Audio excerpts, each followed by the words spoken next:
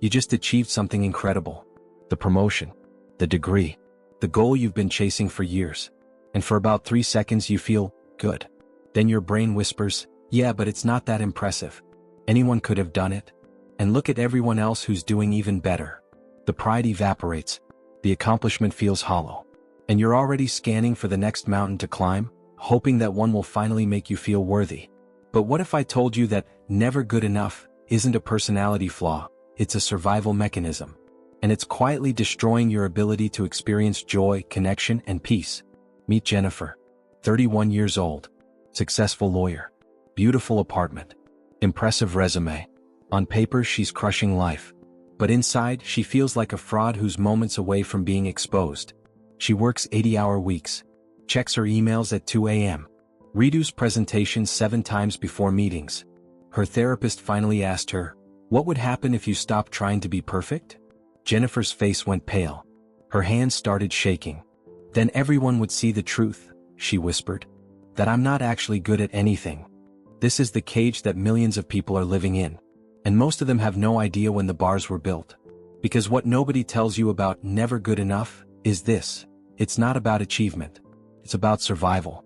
And it was programmed into your nervous system before you even understood what self-worth meant. Before we reveal what shaped Jennifer, you need to understand what's happening in your brain when nothing you do ever feels like enough. In 2019, researchers at Princeton University studied high-achieving individuals with persistent feelings of inadequacy. Brain scans revealed something disturbing. These people showed hyperactivity in the anterior cingulate cortex, the region responsible for detecting errors and mismatches between expectation and reality. But here's the twist: it was firing even when there were no errors to detect. Their brains were stuck in a perpetual state of something's wrong, constantly scanning for proof of inadequacy. It's like having a smoke alarm that never stops, even when there's no fire. But this alarm system doesn't develop randomly. It develops when a child learns that love is conditional. That acceptance depends on performance. Picture this: 7-year-old Marcus comes home with a report card. 4 A's and 1 B. He runs to show his mother, excited. She looks at it and her face falls. "What happened in math?" "You got an A last semester." Not "great job on those A's." Not "I'm proud of you." Just disappointment. Just focus on what's missing. In that moment, that seemingly small, everyday moment, Marcus's brain learns the most toxic equation of his life. My worth is measured by my performance. Love is something I have to earn. I am only acceptable when I'm exceptional. This is where never good enough is born. Not from high standards, but from the terror of conditional love. The brain's reward system is supposed to release dopamine when you achieve something. That's the feeling of satisfaction, of "I did it."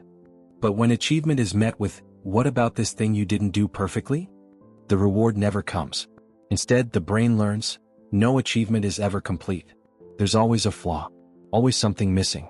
And the child becomes an adult who can accomplish extraordinary things but can never, ever feel proud of them.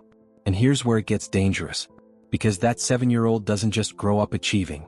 They grow up addicted to external validation while simultaneously believing they don't deserve it. And it looks like this.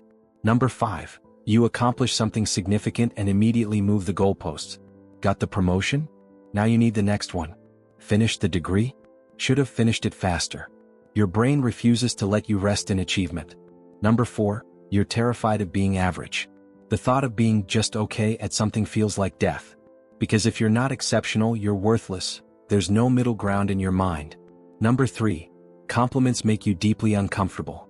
Someone praises you and your brain immediately rejects it. They're just being nice. They don't really mean it. If they knew the real me, they wouldn't say that. Number 2. You self-sabotage right before success. You're on the verge of something great and suddenly you procrastinate, get sick, create drama, anything to avoid the moment when you might succeed and prove that you're actually capable, because that feels more dangerous than failure. Number 1. You feel like an imposter in your own life. You look at your accomplishments and feel nothing. Like you cheated somehow. Like you tricked everyone into thinking you're competent, and it's only a matter of time before they discover you're a fraud. Let me take you back to Jennifer. When she was 9, she won 2nd place in a piano competition. She was thrilled. There were 50 kids competing. She ran to her father, holding her ribbon. He looked at it and said, "2nd place? What happened? You practiced so hard." Then he saw the 1st place winner's parents celebrating and muttered, "You should have practiced more." That could have been you. Jennifer's smile died. She felt ashamed, like she'd failed him. And her brain learned, second place is failure. Close isn't good enough. I am a disappointment. 22 years later, she makes partner at her firm, something only 3% of associates achieve. And her first thought is, I'm the youngest partner, but I'm not the best partner. I probably just got lucky. Because a 2020 Stanford study on imposter syndrome found that 82% of high-achieving individuals with chronic self-doubt reported childhood experiences where their accomplishments were minimized, compared to criticism, or met with conditional approval. Their brains learned that achievement doesn't bring safety, it just raises the bar. Jennifer didn't become a perfectionist because she was ambitious. She became a perfectionist because her 9-year-old brain learned that being good enough meant being better than everyone else, every single time without exception. But the cruelest part isn't the endless striving itself. It's what it does to every other part of your life. Meet David. 29, Jennifer's boyfriend of 2 years. He loves her. He admires her drive. But he's also exhausted. Because every time he tries to celebrate her wins, she deflects. Every time he tells her he's proud of her, she lists her failures. And every time he tries to have a relaxing weekend with her, she's working, anxious, unable to just be. In couples therapy, he finally said something that broke her. I don't think you even like yourself.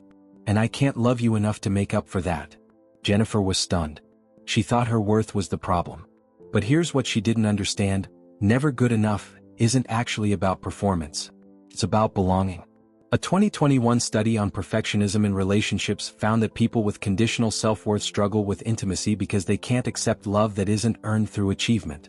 They bring the same transactional thinking to relationships. I'm only lovable when I'm impressive, when I'm useful, when I'm perfect. But love doesn't work that way. Real love isn't something you earn. It's something you receive by being, not doing. When you can't accept your own inherent worth, you can't accept someone else's unconditional care. You keep waiting for them to see your flaws and leave. You keep trying to earn their love through achievement. And in the process, you never let them actually see you. This is the hidden cost of never good enough. It doesn't just steal your joy in achievement, it steals your capacity for connection. So if this pattern runs this deep, can it ever change? Here's what changes everything. Understanding that your worth isn't something you achieve. It's something you already have, and it's been there all along, buried under years of conditional approval. A 2022 Yale study followed individuals with severe perfectionism through self-compassion therapy. After 9 months, they showed a 67% reduction in imposter syndrome symptoms and significant increases in life satisfaction. Not because they achieved less, but because they stopped making their worth dependent on achievement. Let me tell you what happened to Jennifer. 5 months into therapy, her therapist gave her an assignment that felt impossible. Celebrate something small every day without qualifying it. Not, I finished the brief but it could have been better. Just, I finished the brief. The first time Jennifer tried it, she felt physically ill. Like she was lying. Like she was being arrogant.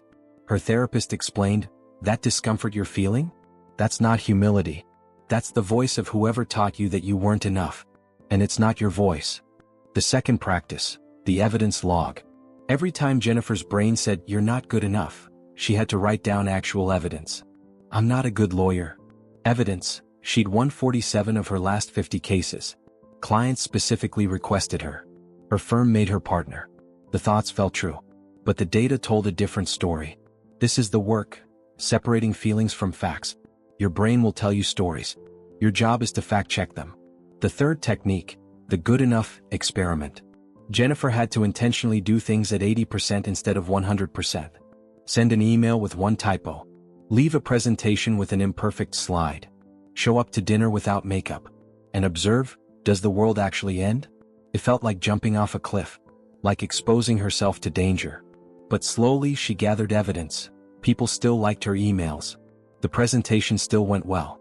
David told her she looked beautiful. The catastrophe her brain predicted never came. And something began to shift. 6 months later, Jennifer won a major case. Huge victory. Career-defining.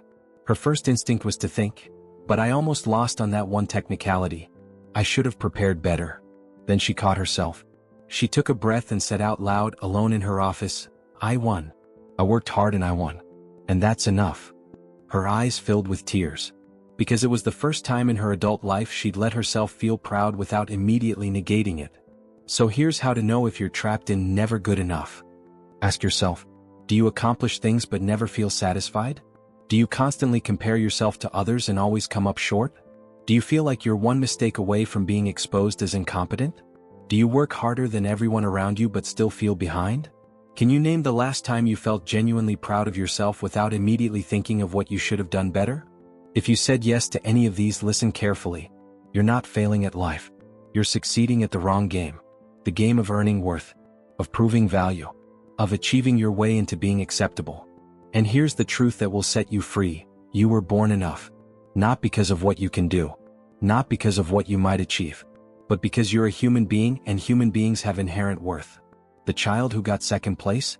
They were enough. The child who tried their best and failed? They were enough. The child who wasn't the smartest, the fastest, the best? Still enough. Because worth isn't something you earn, it's something you are. A 2023 study on self-compassion found that people who practice separating their worth from their achievements experience deeper relationships, better mental health, and paradoxically often achieve more, because they're no longer paralyzed by the fear of imperfection. They're not performing worthiness. They're living from it. And that changes everything. The perfectionist doesn't need to lower their standards. They need to separate their standards from their self-worth. You can strive for excellence without making your value depend on reaching it. And it starts with one radical act: letting yourself be human. Tonight, I want you to try something. Think of something you accomplished recently that your brain immediately dismissed. Now say this out loud: I did that. And it was enough. Not perfect, not the best, just enough. Notice what comes up: the discomfort, the voice that says, but you could have done better. That voice isn't truth, it's trauma. And you don't have to obey it anymore. One small accomplishment, one moment of letting yourself be proud. That's how healing begins, not by achieving more but by finally letting what you've already done be enough. And here's my question for you. Who would you be if your worth wasn't something you had to earn? What would your life look like if you could rest in the knowledge that you're already enough, exactly as you are? And what are you really afraid of? Failure, or the terrifying possibility that you might actually be worthy without having to prove it? Comment below. Because maybe the thing you've been chasing your whole life isn't the next achievement. Maybe it's permission to stop running and finally come home to yourself.